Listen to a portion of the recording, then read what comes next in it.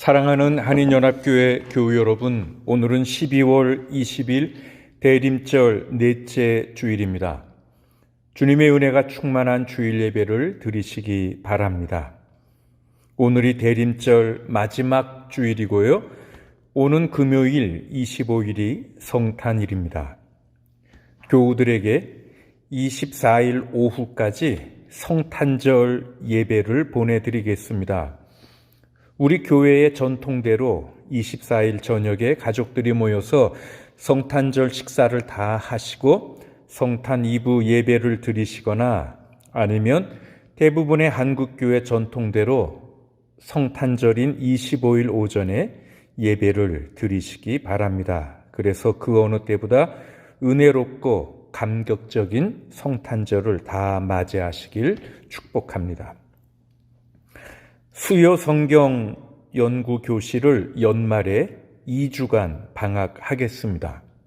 그리고 1월 첫째 수요일 신년 1월 6일에 다시 시작하겠습니다. 그동안에 우리가 공부하는 마가복음을 꼭 여러 번 읽어보시기를 바랍니다.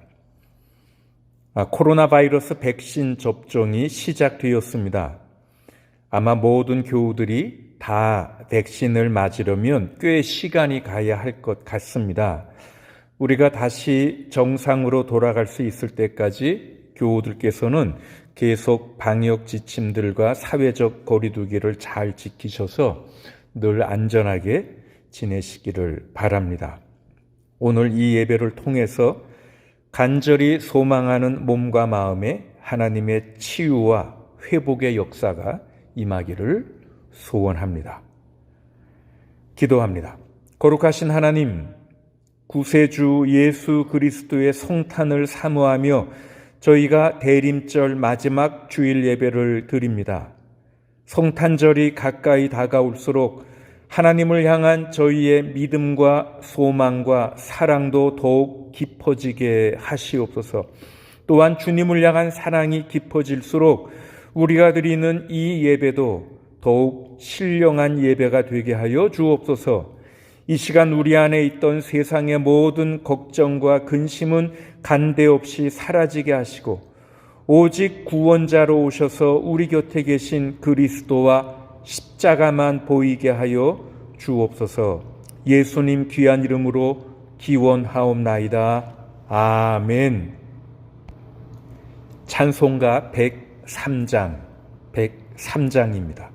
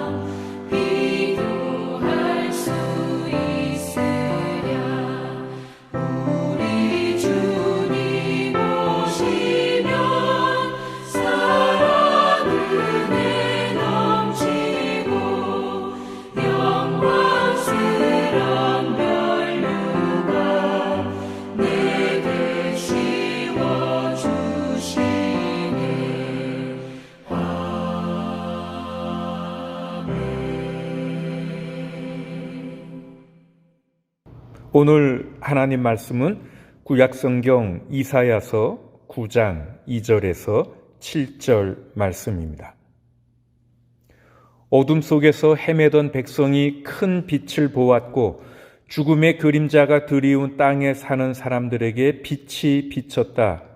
하나님, 주님께서 그들에게 큰 기쁨을 주셨고 그들을 행복하게 하셨습니다.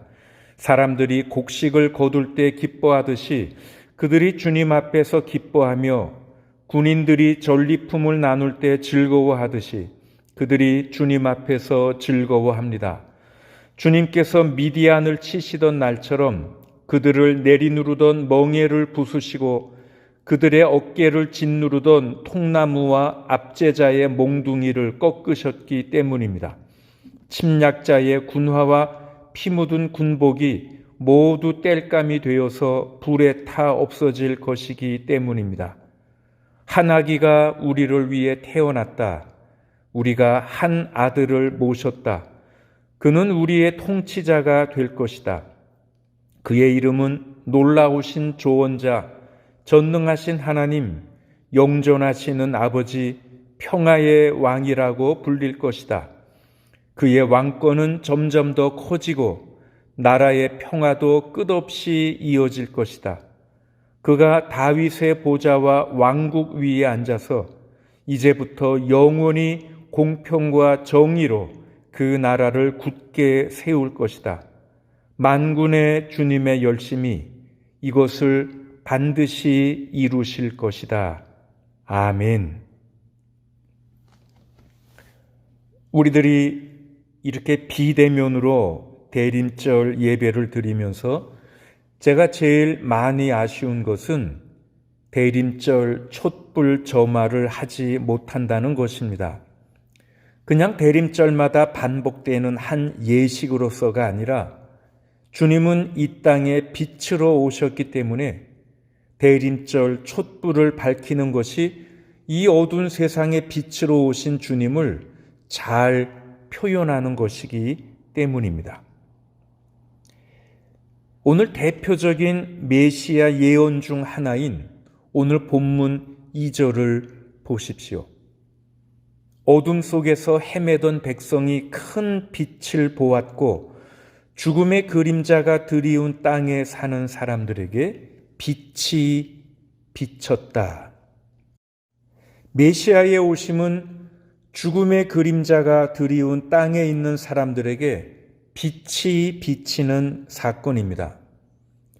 예수 그리스도의 오심은 절망과 어두움 속에 있는 인간에게 빛을 보내주시는 하나님의 역사입니다. 여러분, 우리들이 처해 있는 절망이 아무리 깊어도 하나님은 우리들을 포기하지 않으셨습니다. 우리들이 만들어낸 어두움이 아무리 짙어도 하나님은 희망을 버리지 않으셨습니다. 그래서 빛을 보내셨습니다. 메시아를 보내셨습니다. 예수 그리스도를 보내셨습니다. 어둠 속에서 헤매던 백성이 큰 빛을 보았고 죽음의 그림자가 드리운 땅에 사는 사람들에게 빛이 비쳤다. 그런데 구약의 이사야만 메시아의 오심을 빛으로 설명하는 것은 아닙니다. 사도 요한도 메시아의 탄생을 빛의 오심으로 설명합니다. 요한복음 1장 9절을 보십시오. 참 빛이 있었다.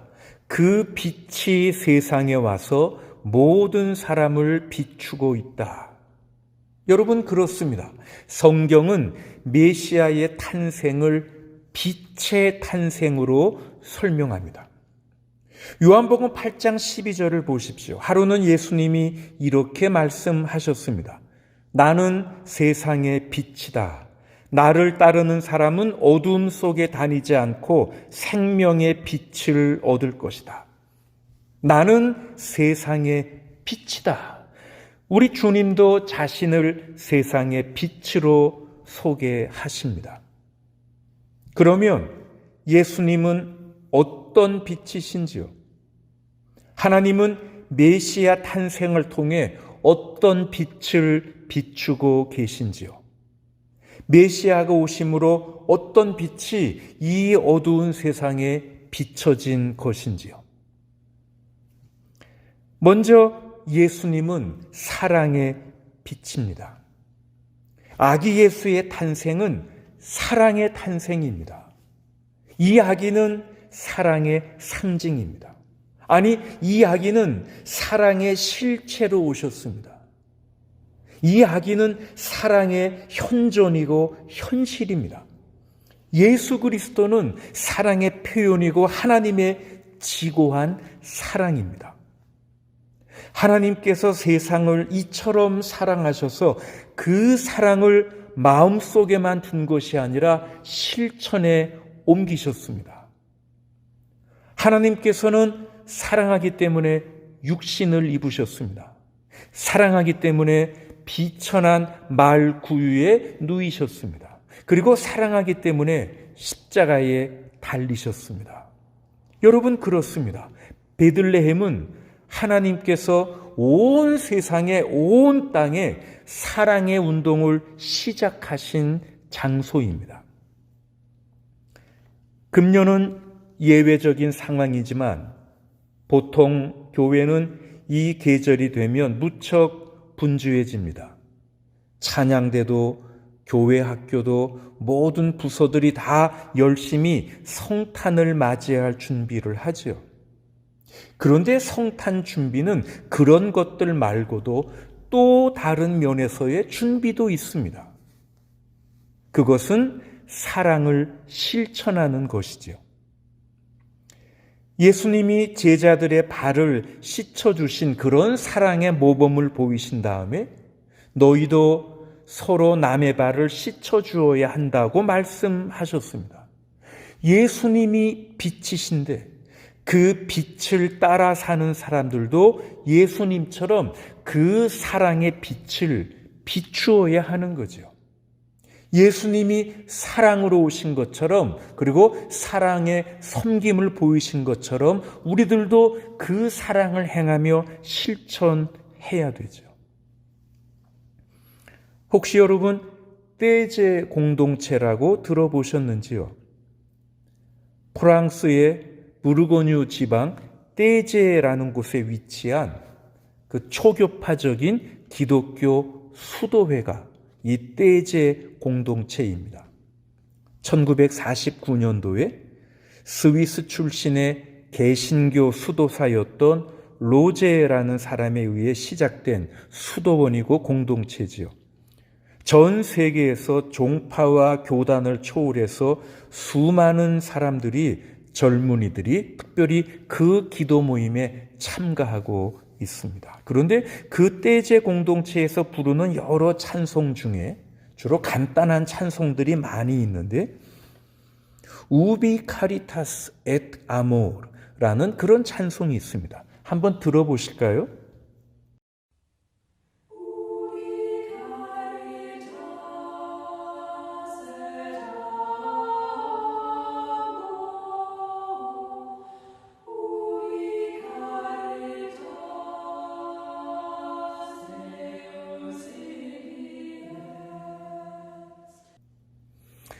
이 찬송을 한국어로 번역한 찬송도 있습니다.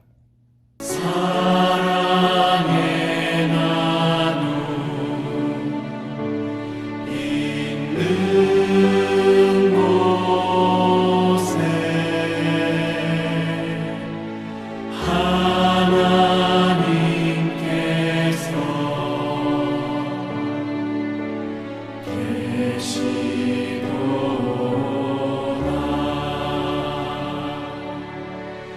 사랑의 나눔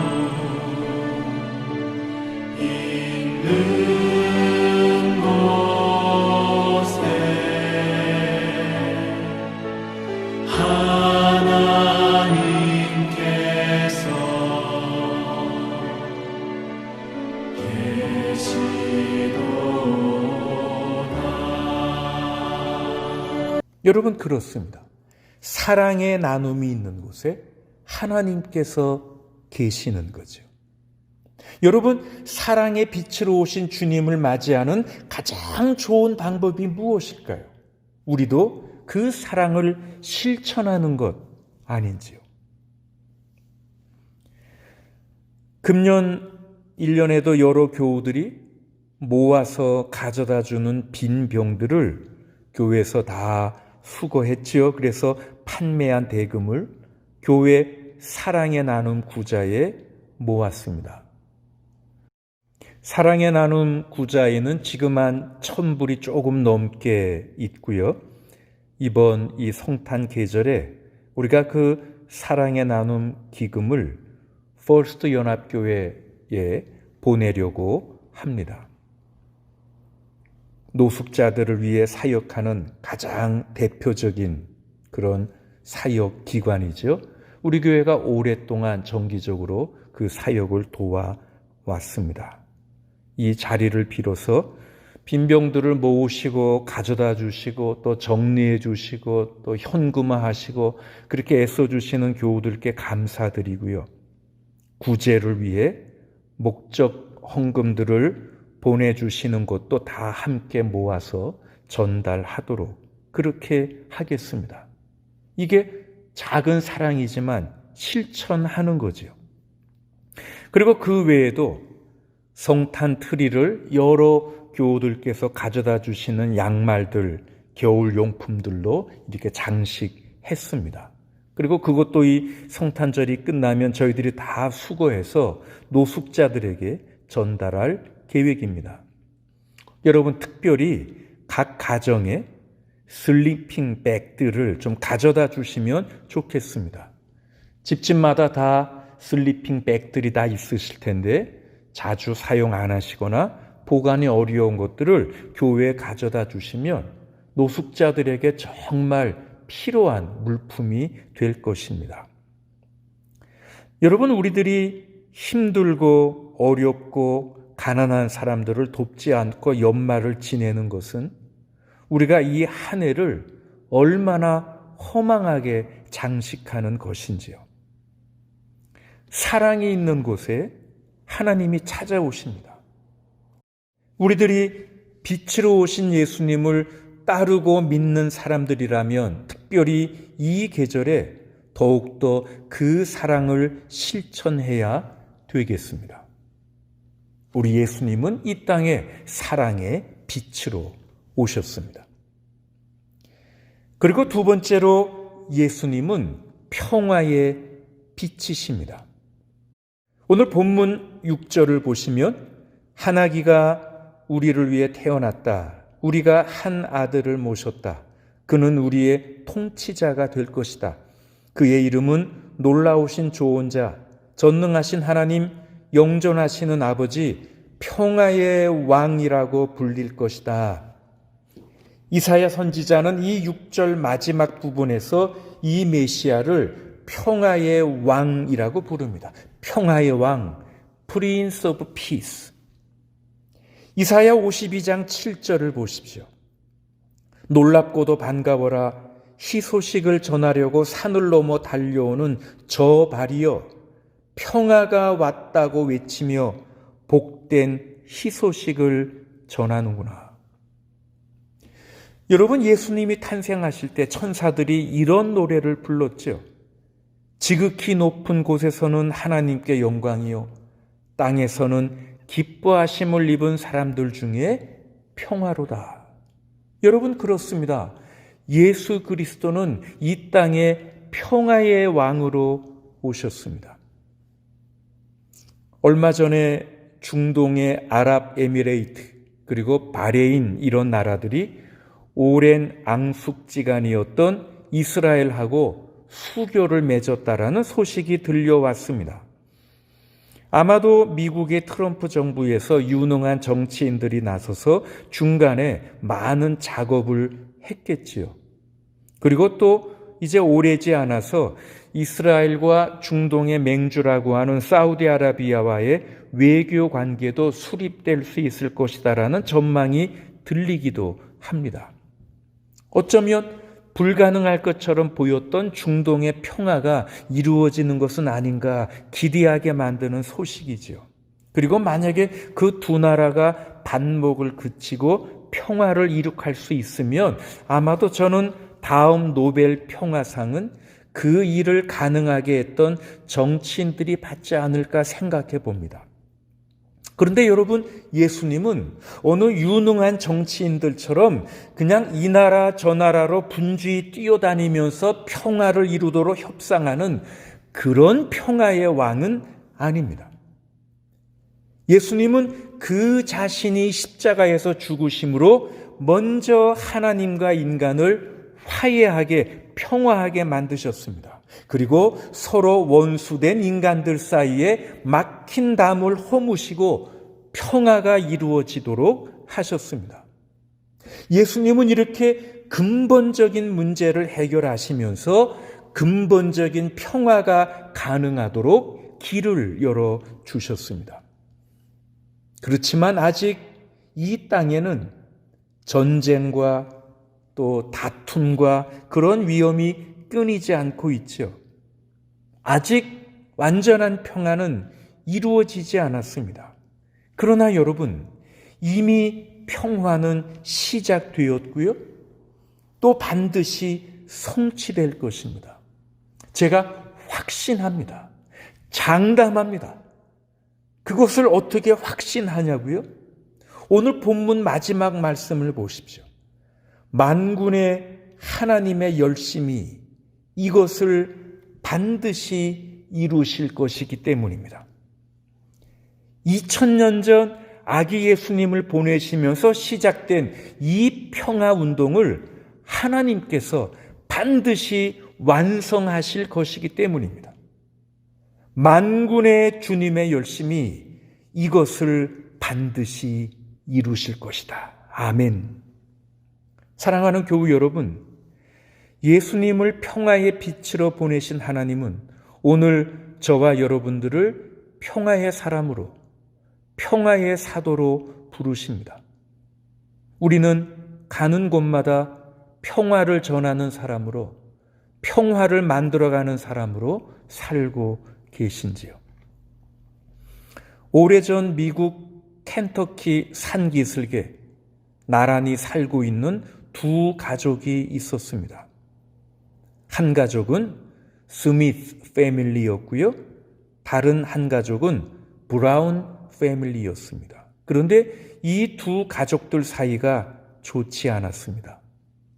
그런데 하루는 이 스미스 집안의 소 한 마리가 돌담을 넘어가서 브라운 집안의 옥수수를 좀 먹었습니다. 화가 난 브라운은 그 암소를 총으로 쏘아 죽였습니다. 그러자 그것을 본 스미스 집안의 남자들이 가만히 있지 않았습니다. 그래서 스미스 집안과 브라운 집안의 남자들은 서로 총을 쏘며 싸움을 벌였습니다. 그리고 이 싸움으로 브라운 집안의 가장, 그 미스터 브라운이 죽었습니다. 죽은 브라운의 아들 빌은 아버지 죽음의 복수를 결심합니다. 그런데 남북전쟁이 일어나서 군대에 입대하게 되었습니다. 가장 노릇을 하던 아들이 군대에 입대하니까 죽은 브라운의 아내는 가족을 부양하느라 고된 일을 해야 했습니다. 그런데 어느 크리스마스 날 스미스 집안의 가장이 그의 가족들을 데리고 교회에 갔습니다. 보통 그는 그냥 밖에서 기다렸는데 그날은 너무 추워서 교회 안으로 들어가게 되었답니다. 그런데 그날 설교가 평화의 왕 예수 그리스도에 관한 것이었습니다. 그런데 그 설교가 스미스의 마음을 감동시켰습니다. 그리고 집으로 돌아가는 길에 브라운 가족의 집을 지나가는데 그 집안의 가장을 살해한 죄책감을 느끼게 되었습니다. 그래서 남몰래 그들을 도와주기로 결심합니다. 우선 스미스는 브라운 집안 식구들에게 매일 음식을 한 바구니씩 몰래 전해줄 한 소년을 고용했습니다.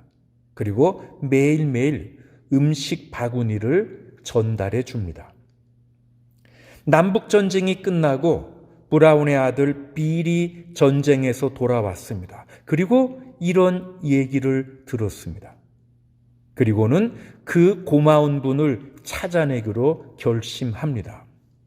그런데 그 음식을 배달해 주는 소년의 뒤를 밟아 찾아낸 사람이 원수처럼 여기던 스미스였습니다.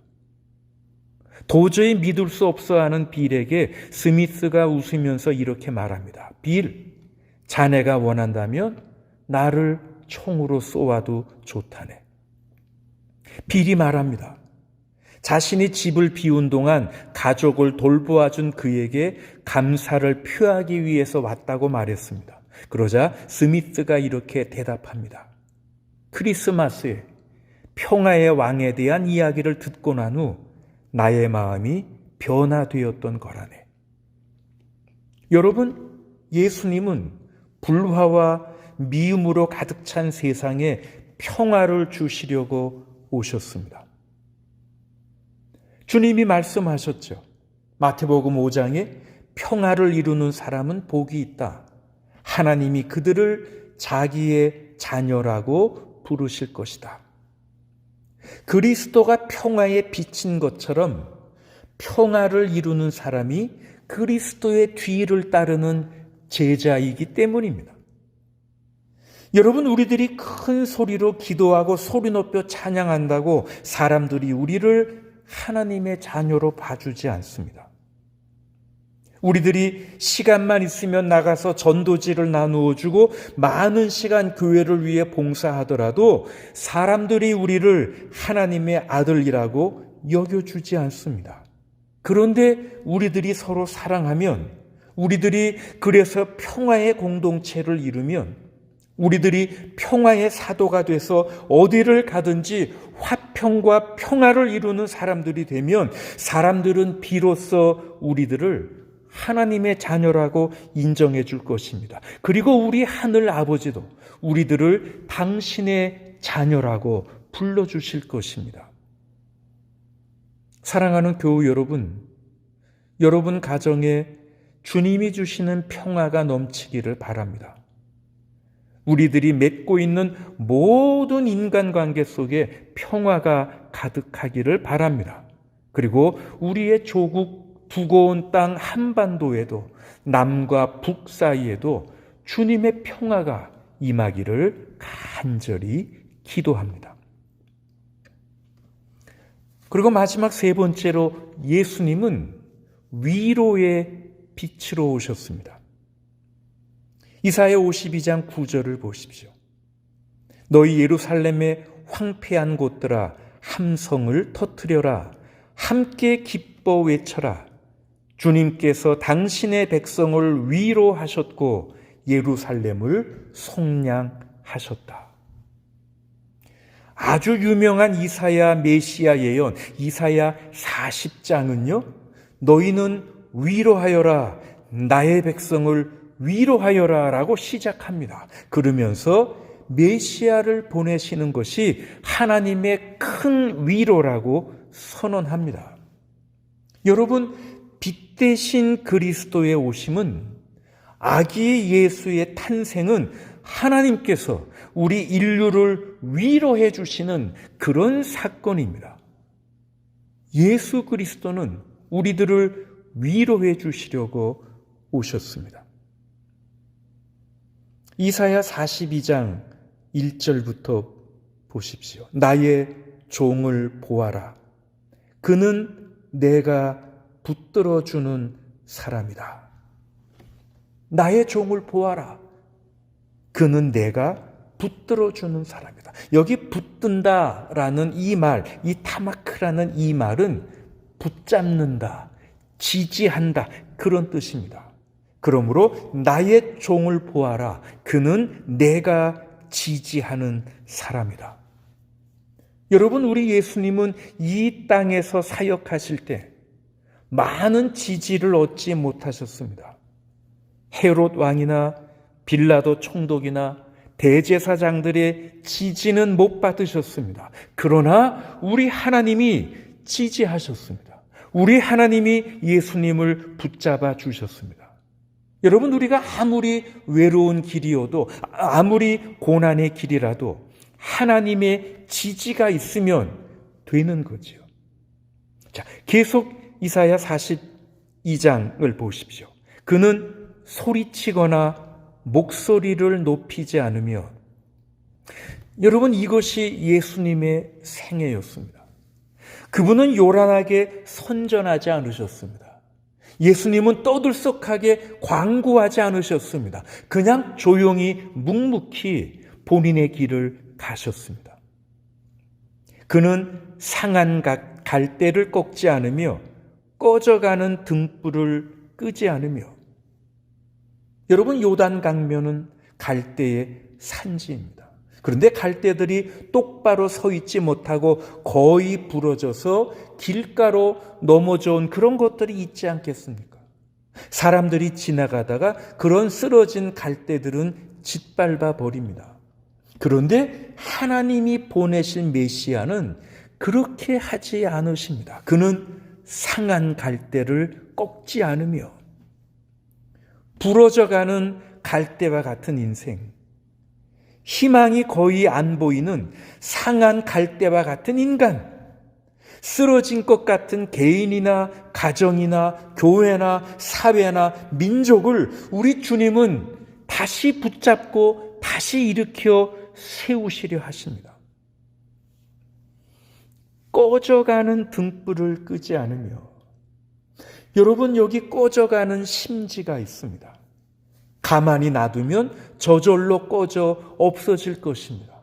그 작은 등불을 그냥 훅 하고 꺼버리는 것은 얼마나 쉬운 일인지요. 그러나 행여 바람에 꺼져버리지 않도록 그 작은 불씨를 보호하고 기름을 구해다가 다시 한번 불을 일으키시려는 그 마음, 그게 예수님의 마음입니다. 그리고 그런 마음이 우리들에게 얼마나 커다란 위로가 되는지요. 예수님께서 이런 말씀을 자주 하셨죠. 두려워하지 말아라. 염려하지 말아라. 걱정하지 말아라. 안심해라. 이런 위로의 말을 주님이 많이 하셨습니다. 12년 동안 혈루증을 앓으면서 가진 것을 다 사용했지만 고치지 못했습니다. 사회에서 천대받고 숨죽이며 살아가고 있던 그 가련한 여인에게 주님이 말씀하십니다. 안심해라. 내 믿음이 너를 구원했다. 주님이 그렇게 위로하셨습니다. 예수님이 단지 몸의 질병을 고쳐주신 분이 아닙니다. 마음과 영혼까지 구원해 주시는 위로의 주님이셨습니다. 배를 타고 가던 제자들이 풍랑을 만나 지금 공포에 떨고 있을 때 그분이 어느새 다가오셔서 말씀하십니다. 안심하여라. 나다. 두려워하지 말아라. 여러분, 인생의 짐이 너무 무거워 신음하십니까? 나와 함께 지는 짐은 참 가볍다. 내 멍에는 쉽다 하시면서 나를 위로하십니다. 내 인생에 너무나 갑작스러운 비바람 폭풍우가 몰아쳐서 지금 어떻게 해야 할지 모르십니까? 주님은 우리에게도 다가오셔서 안심해라, 용기를 내라 라고 위로하십니다. 이 땅에서 이미 많은 시간이 흘러 이제 나에게 남아있는 시간이 얼마 남지 않아 두렵고 염려하십니까? 죽음을 이기시고 부활하신 예수 그리스도는 우리에게 영생을 주시겠다고 위로하십니다. 여러분, 우리들은 위로 없이 살 수 없죠. 많은 사람들이 오락으로, 스포츠로, 각종 구경거리로 위로를 삼습니다. 아니, 때로는 술로, 환각제로 위로를 구하죠. 그런데 여러분, 그 모든 위로는 다 일시적입니다. 다 한시적입니다. 술이 깨면 다시 불안과 고독과 염려로 돌아갑니다. 완전한 위로는 오직 그리스도로부터 받을 수 있습니다. 사랑하는 교우 여러분, 이제 이 복된 계절에 사랑의 주님, 평화의 주님, 위로의 주님을 마음과 가정에 모시기 바랍니다. 그리고 빛 대신 주님의 그 빛을 본받아서 우리들도 이제 더 사랑하는 사람으로, 더 평화를 이루는 사람으로, 더 위로를 베푸는 사람으로 살아가시기를 바랍니다. 그래서 그냥 징글벨 노래 부르며 준비한 선물을 주고받는 것으로만 끝나지 않는 참으로 의미 있고 은혜가 넘치는 그런 복된 성탄절을 다 맞이하시길 주님의 이름으로 간절히 축원합니다. 아멘. 이제 찬송가 106장을 부르겠습니다.